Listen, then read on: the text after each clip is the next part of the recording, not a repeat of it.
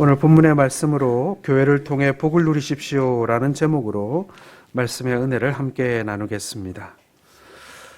여러분, 오늘 주보에 나와 있는 대로 우리 교회 설립 70주년 기념주일입니다. 원래 70주년이면 잔치를 해야 되는 것이죠. 여러분 60주년 행사하셨던 내용들을 저도 보았습니다.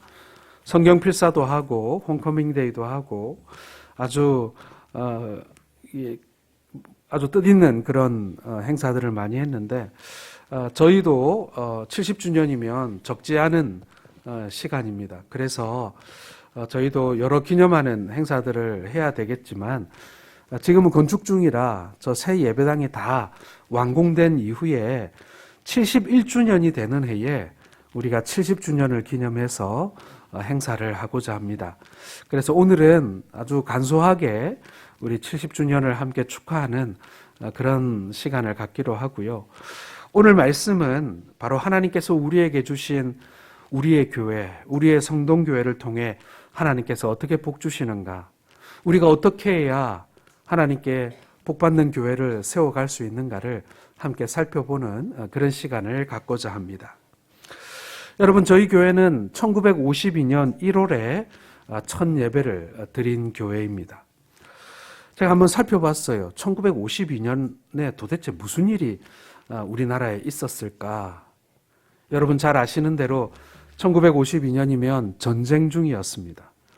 한국 전쟁이 끝나지 않은 한참 38선을 사이에 두고 남북이 서로 엎치락 뒤치락하는, 그리고 휴전회담은 하지만은 그 회담이 제대로 이렇게 진전이 없는 아주 지리한 공방전이 계속되던 그런 시기였습니다.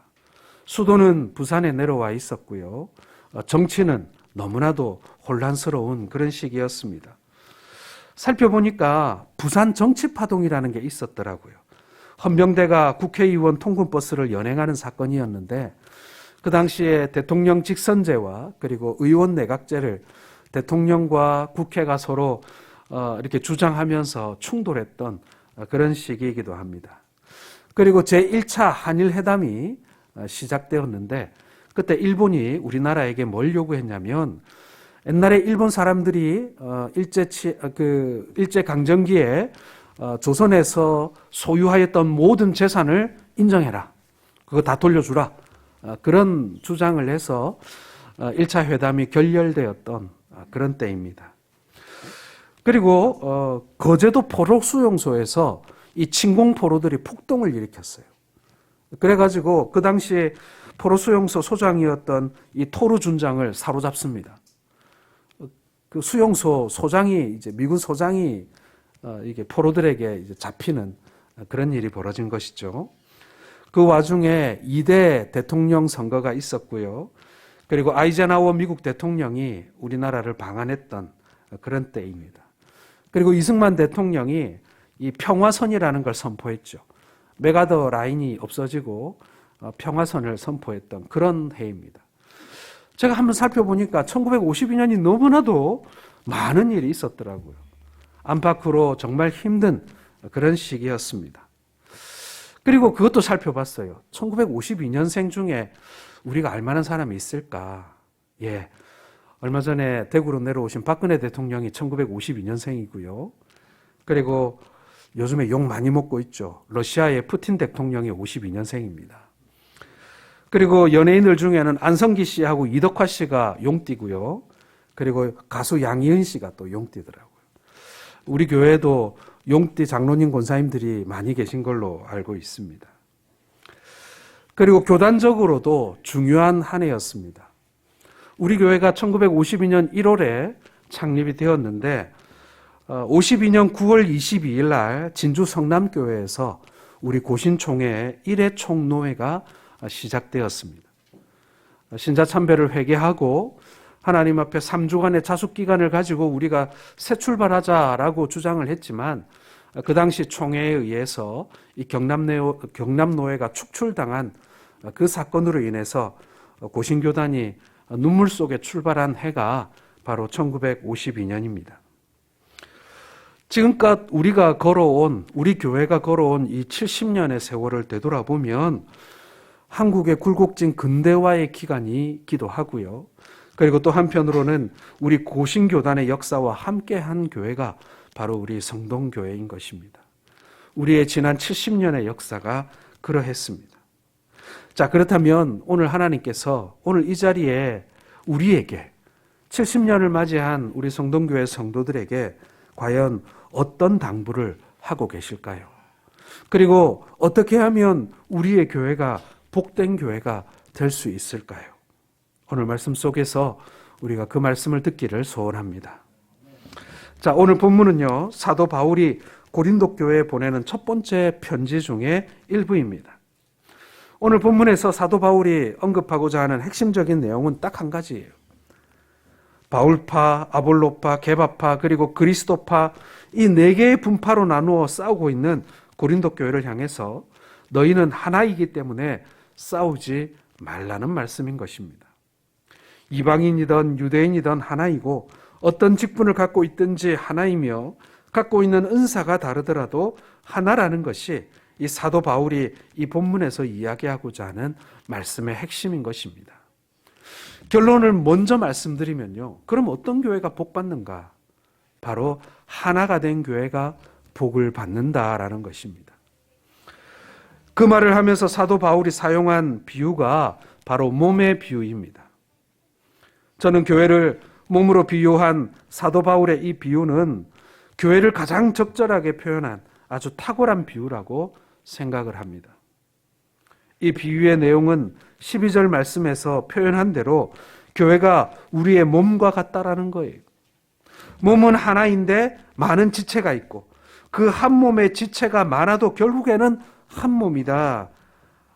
이 말씀같이 교회도 많은 지체가 있지만 교회는 하나라고 하는 것이 이 몸의 비유의 내용인 것이죠. 자, 그런데 오늘 본문 12절을 한번 살펴보시면 교회라는 말 대신 그리스도라는 말을 사용하고 있는 것을 볼 수 있습니다. 우리 12절 말씀 같이 한번 읽어보겠습니다. 시작.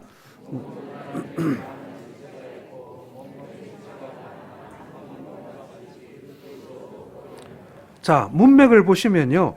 몸은 하나인데 많은 지체가 있고 몸의 지체가 많으나 한 몸인 같이 교회도 그러하니라 이렇게 말해야 될 것을 이 교회라는 말 대신 그리스도도 그러하니라 라고 표현하고 있습니다. 이것은요, 교회와 그리스도가 하나라는 것을 너무나 잘 보여주는 그런 말씀인 것입니다. 골로새서에 보면 그의 몸된 교회라는 말씀이 나옵니다. 여러분, 그의 몸된 교회라는 말은요, 그리스도의 몸된 교회라는 말이지요. 이 말씀은 교회는 곧 그리스도고 그리스도는 곧 교회라는 말씀인 것입니다. 교회가 그리스도의 몸이기에 교회는 곧 그리스도가 되는 것이고 그리스도는 교회라고 할 수가 있는 것입니다. 자, 그런데 이 교회라는 것이 너무나 불안정하잖아요. 너무 문제가 많잖아요. 이 교회라는 것이 너무나 뭐라고 할까요? 이 결함이 많아요. 그런데 이 문제 많은 교회를 가지고 그리스도라 이렇게 말하는 것이 그게 맞는 말일까라는 생각을 우리는 하게 됩니다. 예, 문제가 많죠. 결점이 많습니다.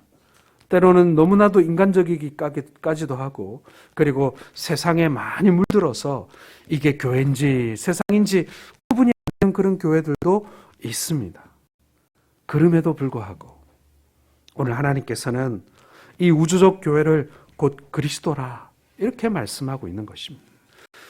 여러 가지 상처도 많고 문제도 많고 그리고 모나 있는 우리 성도들의 이 교회지만 그러나 그럼에도 불구하고 그 몸이 교회다. 그리고 그리스도다. 이렇게 말씀하고 있습니다. 우리는 때때로 교회 생활에 대하여 비판적인 생각을 할 때가 많이 있습니다. 청년 선배가 후배에게 이 소그룹 조장을 맡아라고 권면하고 있어요. 그랬더니 후배가 선배님 저는 믿음이 없어서 못해요 하고 거절했습니다. 그랬더니 선배가 이렇게 말하는 거예요. 야야, 이건 그냥 조언들을 돌보기만 하면 되는 거야. 믿음이 없어도 얼마든지 할 수 있는 거야. 이렇게 말하더라는 것입니다. 여러분, 우리는 종종 교회 생활과 믿음을 일치시키지 않고 분리시키려 할 때가 있습니다. 교회만 다니면 최고냐? 신앙생활을 제대로 해야지. 이런 말도 우리 많이 합니다. 교회 문턱만 밟지 않고 진실한 신앙생활을 하게 하옵소서. 우리가 이렇게 기도하기도 합니다. 거저 돌아가지 않도록, 교회 뜰만 밟고 돌아가지 않도록 해달라고 우리가 그렇게 기도하지요. 교회 출석만 잘하고 헌금만 잘하면 신앙생활 잘하는 거냐? 이렇게 되묻기도 합니다. 물론 이러한 말의 의미와 그렇게 말하는 이유를 우리는 잘 알고 있습니다마는, 그러나 사실 여러분, 교회가 그리스도의 몸이라고 할 때 신앙생활을 잘한다는 것은요, 곧 교회 생활을 잘하는 것입니다. 믿음 좋은 사람은요, 교회 생활도 잘합니다. 예, 어려움이 있고 상처가 있고 그래도요, 교회 생활 잘합니다. 믿음 좋다고 하면서 교회를 떠나는 것은 그건 모순된 말이에요. 교회를 사랑하는 것이 곧 그리스도를 사랑하는 것이고, 교회에 충성하는 것이 곧 그리스도께 충성하는 것이며, 교회 생활을 잘하는 것이 곧 신앙생활 잘하는 것입니다. 느낌이 있는 이야기라는 책에 나오는 내용입니다. 할머니가 고등학교 다니는 손주들이 학교에서 돌아오자 먹을 것을 내놓았습니다. 아이들은 하나같이 영리하고 할머니 놀리는 것을 아주 재미있어 했어요. 손주가 할머니에게 이렇게 이야기합니다. 할머니, 요즘에도 일요일 날 교회 나가세요? 그럼 잘 나가지. 교회 가서 성경 공부도 하세요? 그럼 하지. 그러면 이번 주일 날 교회에서 배운 성경 공부 내용이 뭐예요? 그랬더니 할머니가 이렇게 얘기하는 거예요. 글쎄, 다 잊어버렸네. 그런데 지금 기억나는 것은 그 성경 공부 시간에 배운 복음의 말씀이 아주 좋았다는 것. 그것은 기억이 난다. 이렇게 말씀하는 거예요. 그러자 손주가 다시 할머니를 노립니다. 그러면 할머니, 담임 목사님이 하신 설교 내용은 기억이 나요? 그랬더니 할머니가 또 갸우뚱하더니, 아이고, 이제 나이가 많아 기억력이 점점 없어지는구나. 잘 기억이 나지 않아. 그런데 말이야, 목사님 말씀이 아주 감명 깊었던 것은 기억이 나. 그러자 손주가 이렇게 마지막으로 놀립니다. 아이고, 할머니, 교회 다니면 뭐해요? 성경 공부를 해도 설교를 들어도 기억나는 것이 없으니 그런 교회에 왜 가는 거예요? 이 놀림을 받은 할머니가 잠시 생각을 하더니 이 손주를 데리고 부엌에 갑니다. 그리고 벽에 걸려있는 먼지가 잔뜩 쌓여있는 망태기를 하나 꺼내더니 손주에게 건너주며 말합니다. 얘야, 이거 들고 가서 냇가에 가가지고 여기다 물을 가득 담아 오거라. 그러자 이 손주가 황당해합니다. 아니 할머니, 이 구멍이 많은 이 망태기에다가 어떻게 물을 담아와요? 말도 안 되는 소리 좀 하지 마세요. 제가 지금 놀렸다고 삐진 거예요? 그랬더니 할머니가 막무가내인 거예요. 아니다. 너 꼭 할머니 시킨 대로 해야 된다. 빨리 이거 가서 여기다가 물 채워 오너라. 할머니가 정색을 하고 야단을 하니 손주는 마지못해 망태기를 들고 냇가에 나갔습니다. 그리고는 물을 담는 신용을 좀 하다가 들어왔어요. 그리고는 할머니를 돌아와서 핀잔하는 거예요. 할머니, 내가 뭘 했어요? 이 망태기에 물이 담길 리가 없잖아요. 그랬더니 할머니가 이렇게 말하는 거예요. 그래, 네 말이 맞다. 여기에 물은 안 담기지. 그런데 말이야, 이 망태기를 한번 보거라. 얼마나 깨끗하고 말끔해졌니? 너희들은 얻을 게 없으면 교회에 나가지 않는다고 했잖아. 하지만 우리가 말씀을 듣고 성경 공부를 하고 하는 사이에, 우리도 모르는 사이에 우리가 이렇게 깨끗해져 가는 것이란다. 이렇게 할머니가 손주에게 훈계를 했다고 합니다. 그렇습니다, 여러분. 교회 생활을 잘하면요, 사실 신앙생활 잘할 수 있습니다. 교회 생활이 중단되면요, 신앙생활을 잘할 수 있는 가능성이 제로가 되는 거예요. 교회 밖에 나가서 신앙생활 잘하겠다, 그거 다 거짓말입니다. 그렇게 안 됩니다. 혹시 우리 성도들 가운데 방학을 해보신 분들이 간혹 계실 텐데요. 여러분, 방학하는 동안 신앙이 자랐습니까? 뒷걸음질 쳤습니까? 예. 방학하는 동안 신앙 자라는 사람 없습니다. 그렇게 될 수가 없습니다. 교회 생활을 잘하면 믿음도 좋아지고 하나님이 기뻐하시는 삶을 살 수 있습니다. 예수님은 요한복음 15장에서 나는 포도나무요 너희는 가지라고 말씀하면서 가지 된 너희들이 포도나무인 나에게 붙어 있을 때 열매를 많이 맺을 수 있다. 이렇게 말씀하셨습니다. 가지인 성도들이 포도나무인 그리스도에게 붙어 있지 않으면요, 아무것도 할 수 없다. 열매가 절대로 맺힐 수 없다라는 것입니다. 열매가 조금 달리다가 말거나 혹은 좀 달리기는 하는데 좀 작거나 혹은 개수가 좀 모자라거나 그게 아니라 아무것도 안 달린다는 거예요. 아무것도. 가지된 우리가 어떻게 포도나무인 그리스도에게 붙어있는 생활을 할 수 있겠습니까? 그것은 물론 여러 가지로 말할 수 있겠습니다만은 가장 확실하고 분명한 것은요, 그리스도의 몸된 교회에 잘 붙어있고 교회 생활 잘하는 것입니다. 그게 여러분, 물론 내적인 영적 상태는 우리가 알 수가 없지만은 그러나 그게 잘 붙어있는 거예요. 그게 잘 붙어있는 거예요. 매주 예배드리고 앉아있고 교회 생활 잘하고 직분이 있다고 해서 늘 이렇게 신앙생활이 늘 하늘 위를 날아다닙니까? 아니거든요. 직분자들도 목사도요, 신앙생활 이 영적 상태는 오르락내리락 롤러코스터를 탑니다.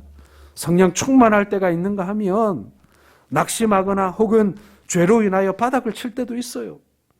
하지만 교회 안에 있는 거예요. 교회 안에서 우리가 천장도 경험하고 바닥도 경험하면서 우리가 그렇게 믿음 생활하는 것입니다. 교회 생활 잘하는 것이 포도나무인 그리스도에게 붙어 있는 것입니다. 사랑하는 성도 여러분, 여러분 주님의 몸된 교회에서 신앙생활 잘할 수 있기를 바랍니다. 하나님께서 여러분들에게 성동교회라는 믿음의 터전을 주셨어요. 여러 가지 이유로 해서 여러분들이 여기까지 오셨어요. 그리고 여러분들이 성동교회에 오신 횟수가 다 다르고 시기가 다 달라요. 저도 지금 2년 1개월밖에 되지 않았어요. 하지만은 저의 믿음의 터전이 바로 성동교회이고 여러분들의 터전입니다. 주님의 몸된 교회를 통해서 생명에 필요하고 열매 맺기에 필요한 영양분과 수분을 공급받는 거예요. 주님의 몸된 교회를 사랑하시기를 바랍니다. 교회 출석에 최선을 다하시기를 바랍니다. 헌금 생활에 충실하시고 교회에서 맡겨준 사명에 크고 작음을 따지지 마시고 충성하실 수 있기를 바랍니다. 예배 시간에 빠지지 말고 특별히 새벽 시간에 여러분 많이 참석하실 수 있기를 바랍니다. 코로나19의 영향도 있습니다만은 제가 처음 2년 전에 저희 교회 부임할 때에 비해서 요즘에 새벽 재단이 많이 약해졌습니다. 코로나 때문인 것도 알지만은 여러분 도리어 주일 예배보다 새벽 기도회가 훨씬 안전합니다. 많이 나오셔서 새벽에 기도하실 수 있기를 바랍니다. 그리스도에게 꼭 붙어있는 삶을 사시는 우리 성도들 되시기를 주의 이름으로 축원합니다. 자, 그렇다면 이렇게 그리스도께 꼭 붙어있는다는 것이 무슨 의미인가? 더 나아가서 우리가 복된 교회 생활하기 위해서 우리가 무엇을 해야 하는가? 첫 번째는 여러분, 내가 주님의 몸된 교회에 꼭 필요한 지체라는 생각을 여러분 가지시길 바랍니다. 내가 주의 몸된 교회에 꼭 필요한 사람이다 라는 생각 말입니다. 지체라는 말은 몸으로 표현할 때 몸의 각 기관을 가르치는 것이고요. 교회로 표현할 때는 교인들, 성도들을 말하는 것입니다. 그런데 여러분, 몸에서 필요 없는 기관이 하나도 없다는 것이 과학자들의 한결같은 이야기 아닙니까? 모두가 필요하기 때문에 존재하는 것이고 모두가 제 역할을 잘 감당하고 만일 한 지체가 역할을 잘 감당 못하면 그 몸은 건강을 잃어버리게 되는 것입니다. 제가 아는 목사님 중에 이 당뇨로 고생하시다가 은퇴하시는 목사님이 한 분 계십니다. 당뇨 합병증으로 눈이 잘 보이지 않아서 은퇴를 결심하게 되었어요. 이분이 운동을 얼마나 잘하는지 몰라요. 마라톤도 잘하고 테니스도 잘 치고 너무나도 건강해요. 그런데 이 당뇨 때문에 이 눈이 안 보이는 거예요. 그래서 다른 몸이 다 건강함에도 불구하고 목회를 더 이상 할 수가 없게 된 것입니다. 사랑하는 성도 여러분, 우리 몸에서 지체가 역할을 제대로 하지 못하면 그 사람을 우리는 장애인이라고 부르고 그리고 장애의 몸을 가진 사람은 큰 어려움을 당하게 되는 것입니다. 이것은 몸으로 표현된 교회도 똑같습니다. 교회는 많은 지체로 구성되어 있고 그 지체들은 하나같이 모두 중요합니다. 여자도 중요하고 어린이도 중요하고 돈 없는 사람도 중요하고 많이 배우지 못한 사람도 중요합니다. 또한 교회에 지체된 모든 성도들은 각자의 역할이 있고 그 역할을 잘 감당하게 될 때 교회는 건강한 교회가 되는 것입니다. 그러나 어떤 지체든 간에 자신의 역할을 소홀히 하고 등한히 하면 그곳에 문제가 생기고 그 문제는 고스란히 교회에 영향을 미치게 돼 있는 것입니다. 우리가 건강하고 우리 교회가 성장하고 주님이 맡겨주신 일들을 잘 감당하는 교회가 되기 위해서는요, 모든 성도들이 나는 이 교회에 꼭 필요한 존재라는 생각을 가지고 그 역할을 다해야 합니다. 어느 누구 한 사람이라도 그 생각을 갖지 못하고 자기의 일에 소홀히 하고 등한히 하면 교회는 분명 손상당하고 건강을 잃고 그 역할을 하지 못하게 되는 것입니다. 여러분 손톱 사이에 보면은 이렇게 가끔씩 이렇게 굳은 살이 이렇게 살짝 일어날 때가 있습니다. 그러면은 어떤 분들은 그걸 손톱깎이를 가져와서 이렇게 탁 잘라주는 분도 있지만 귀찮으니까 어떻게 합니까? 물어뜯죠. 그런데 거기가 어떻게 돼요? 물어뜯고 나면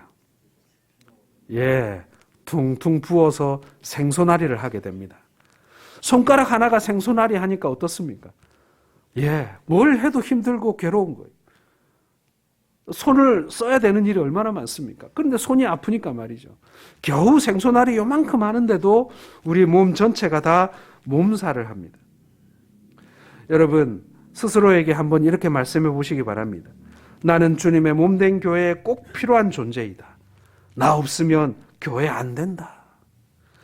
여러분, 우리가 이러한 마음으로 교회 생활할 수 있기를 바랍니다. 교회 생활을 잘하는 것은 내가 주님의 몸된 교회에 꼭 필요한 존재라는 것을 믿고 나의 사명을 다하는 것임을 여러분 믿으시기를 바랍니다. 두 번째로 여러분, 내가 교회에 꼭 필요한 존재인가 동시에 교회 생활 잘한다는 것은요, 다른 사람의 존재도 인정해 주는 것입니다. 나만 필요한 사람이 아니라 저 사람도 필요한 사람이네. 저 사람도 꼭 필요한 사람이네 말입니다. 내가 꼭 필요하면 다른 사람도 꼭 필요하고 내가 꼭 있어야 하면 다른 사람도 꼭 있어야 한다는 것입니다. 오늘 본문에서 사도 바울은요, 다른 사람에 대한 인식을 크게 세 가지로 말씀하고 있습니다. 하나는 다른 사람도 한 성령으로 세례를 받았고 한 성령으로 마시게 하셨다. 이렇게 13절에 말씀하고 있습니다. 그리고 18절에 보면요, 다른 사람도 하나님이 그 원하시는 대로 우리 교회에 두셨다는 거예요. 그리고 셋째로는 다른 사람도 다 몸된 교회에 꼭 필요한 쓸모 있는 존재라는 것입니다. 여러분, 다른 성도들을 나와 똑같은 입장에서 똑같은 선에서 보는 것이 신앙생활 잘하는 것이라는 거예요. 그런데 고린도 교회는요, 다른 지체를 나와 다른 입장에서 다른 선에서 보다가 큰 어려움을 당하게 됩니다. 그들은 이방인과 유대인들이 똑같이 않다고 보았고요, 종과 주인을 똑같이 않다고 보았고 사회적 위치에 따라 구분했습니다. 부자와 가난한 사람들을 나누었고요, 누구에게 세례를 받았느냐 하는 것을 가지고 4계파로 나눠져서 끼리끼리 모였습니다. 어떤 은사를 가졌느냐를 가지고 서로 순위를 매기고 줄을 세웠어요. 그러다 보니 서로 싸우고 경중을 가리고 하나 되지 못한 것입니다. 당연히 하나님의 영광은 가려질 수밖에 없었고요, 성도들의 신앙은 성장하지 못했고 복음에 장애가 생길 수밖에 없게 된 것입니다. 사랑하는 성도 여러분, 우리가 다른 사람들에게 피해 주지 않으려고 애씁니다. 다른 사람이 혹 나 때문에 이 부당한 일을 당할까 봐 우리는 신경을 많이 씁니다. 그리고 내가 그런 일을 당할까 우리도 많이 신경을 씁니다. 그런데 안타깝게도 많은 그리스도인들이요, 그리스도의 영광을 가리는 것, 하나님의 영광을 가리는 것을 솔직히 별거 아닌 것처럼 생각하는 경우들이 많이 있습니다. 우리들만의 문제라고 생각하면 안 돼요. 성도들만의 문제가 아니에요. 우리들끼리 일어난 일이 아니에요. 우리들 사이의 문제, 우리들 사이의 다툼, 그게 아니라는 거예요. 우리의 문제로 인해서 최대의 피해자는 나도 아니고 당신도 아니에요. 최대의 피해자는 하나님이시라는 거예요. 하나님의 영광이 가려졌어요. 하나님의 권위가 훼손되었어요. 하나님이 세상 사람들에게 손가락질 받아요. 그게 제일 큰 문제예요. 교회들이 문제가 생겼을 때 우리 하나님이 최대의 피해자예요. 내가 최대의 피해자 아니에요. 사랑하는 성도 여러분, 주님의 몸된 교회에 지체된 모든 성도는 나와 똑같이 중요하고 나와 똑같이 필요하고 나와 똑같이 있어야 할 존재임을 믿으시기를 바랍니다. 그런데 고린도 교회는 다른 지체를 나와 다른 입장에서 다른 선에서 보다가 큰 어려움을 당한 것입니다. 하나님이 모든 지체를 꼭 필요한 지체로 보내셨다는 생각을 가지시고 여러분 더불어 신앙생활을 하는 것이 교회 생활 잘하는 것이며 복받는 길임을 여러분 기억하시기를 주의 이름으로 축원합니다. 마지막 세 번째로 여러분 그렇게 함께 된 지체된 성도들이 서로 돌보아 주어야 한다라는 것입니다. 자, 25절 말씀 같이 한번 읽어보겠습니다. 시작.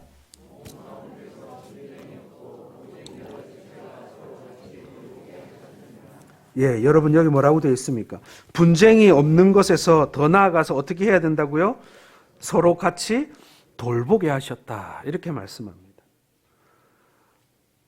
내가 중요합니다. 그리고 다른 사람도 중요합니다. 나는 다른 사람에게 중요하고 다른 사람은 나에게 중요합니다. 그렇게 중요한 사람끼리 분쟁하지 말고 서로 돌보아 주는 것이 신앙생활 잘하는 것이다라는 거예요. 돌보아 주는 일을 하기 위해서 우리는 먼저 하지 말아야 할 것이 분쟁입니다. 주님의 몸된 교회가 나누어지는 것은 몸을 찢는 것과 같습니다. 여러분 몸이 찢어질 때 얼마나 아프겠습니까? 우리가 분쟁하게 될 때 주님은 우리보다 더 아프시고 괴로워하시는 것입니다. 사랑하는 성도 여러분, 다양함이 얼마나 큰 복입니까? 우리 교회 안에 사실은 정말 다양한 사람들이 많이 있습니다. 똑같은 사람들만 모여 있으면 행복하고 골치 안 아플 것 같죠? 그렇지 않습니다. 도리어 다양함이 교회의 위대함입니다. 도저히 한 자리에 앉아 있을 수 없는 사람, 서로 상종할 수 없는 사람이 이 복음 안에서 하나가 되어 앉아 있는 이 교회야말로 가장 위대한 자리이고 그리고 공동체라는 것입니다. 고린도 교회 성도들 사이에 방언을 가장 중요한 은사로 생각하는 경향이 있었습니다. 그러다 보니까 모두가 방언을 받기 위해 안간힘을 썼고 방언을 받은 사람은 우쭐해지는 반면 받지 못한 사람은 기가 죽을 수밖에 없었습니다. 사랑하는 성도 여러분, 은사는 더 중요한 것도 없고 덜 중요한 것도 없습니다. 모두가 필요한 하나님의 선물입니다. 은사나 직분이나 사회적인 어떤 선물을 가지고 절대로 서로를 비교하지 마시기 바랍니다. 서로를 인정해주는 그러한 지체의식을 가질 수 있기를 주님의 이름으로 축원합니다. 아울러 돌보아 주는 일을 하기 위해서 적극적으로 해야 할 일이 있는데 그것은 다른 사람의 존재를 인정하고 사랑하는 것입니다. 오늘 본문 마지막 절에서 사도 바울은 너희는 더욱 큰 은사를 사모하라. 내가 또한 가장 좋은 길을 너희에게 보이리라고 말씀했습니다. 사도 바울이 생각할 때 고린도 교회의 이런 문제는 한마디로 사랑이 없기 때문에 생긴 일이라고 진단했던 것입니다. 사랑만 있으면 분쟁도 하지 않을 것이고 사랑만 있으면 서로 돌보는 일을 잘 했을 것이라고 생각해서 바울은 더욱더 큰 은사인 사랑을 사모하고 무슨 일을 하든지 사랑으로 하라고 권면하고 있는 것입니다. 이게 최고의 은사라는 거예요. 사랑은 비판에 앞서 남의 허물을 가려줍니다. 사랑은 쓸데없다고 하지 않고 꼭 필요하다고 인정해 줍니다. 사랑은 약한 지체에게 더욱 관심을 갖게 만듭니다. 사랑하는 성도 여러분, 함께 지체된 성도들을 서로 돌보기 위해서 사랑하시고 사랑으로 모든 일을 해나가시는 우리 성도들 되시기를 주의 이름으로 축원합니다. 여러분, 교회는요 유기적인 조직일 뿐만 아니라 영적인 한 몸의 공동체입니다. 교회가 잘 되면 내가 잘 되고 교회가 평안하면 내가 평안하고 교회가 건강하면 내 신앙이 건강하게 됩니다. 반대로 교회가 어려우면 내가 어렵고 교회가 안 되면 내가 안 되고 교회가 병들면 내가 병드는 것입니다. 교회는 우리 신앙에 절대적인 영향을 끼치는 뗄래야 뗄 수 없는 불가분의 존재입니다. 여러분들이 우리 성동교회에 얼마나 몸담았던 그게 중요하지 않습니다. 여러분들이 1년이 되었던 10년이 되었던 30년이 되었던 중요한 것은 지금 여러분들이 우리 교회를 통하여 영적 양분을 공급받고 있다는 것입니다. 그리고 여러분들이 이 터전 위에서 서로 한 몸으로 연결되어서 교회와 생사고락을 함께하고 계신다는 거예요. 그게 지금 여러분 중요한 일입니다. 나를 떠나서는 너희가 아무것도 할 수 없다라는 말씀은요, 교회를 떠나서는 신앙생활 제대로 할 수 없다라는 말씀인 것입니다. 여러분, 이렇게 중요한 교회를 내 교회로 사랑하실 수 있기를 주의 이름으로 축원합니다. 너와 나의 교회, 우리 교회로 사랑할 수 있기를 바랍니다. 무엇보다도 주님의 교회로 사랑하여서 교회의 복을 마음껏 누리는 우리 모든 성도들 되시기를 주의 이름으로 축원합니다. 지난 70년을 우리가 생각해 볼 때 우리 한국의 역사가 다사다난했던 것처럼 우리 성동교회의 역사도 다사다난했습니다. 그건 지나간 역사고요. 이제 앞으로 우리가 열어가야 할 그 시간들, 우리 교회의 새로운 역사들은 우리가 어떻게 써나가야 할까요? 우리가 주님과 함께 만들어가야 될 우리 교회, 우리가 주님과 함께 세워가야 할 우리의 교회, 그리고 우리의 자손들과 우리의 후배들에게 물려줘야 할 그리스도의 몸된 이 교회를 여러분, 우리가 어떤 교회로 또 어떠한 모습으로 세워나가야 할까요? 훗날 우리가 주님 앞에 섰을 때 우리가 교회를 어떻게 섬겼는지, 그리고 우리가 어떤 교회를 남기고 왔는지를 우리가 주님 앞에 자랑스럽게 말할 수 있게 되기를 또한 주님의 이름으로 축원합니다.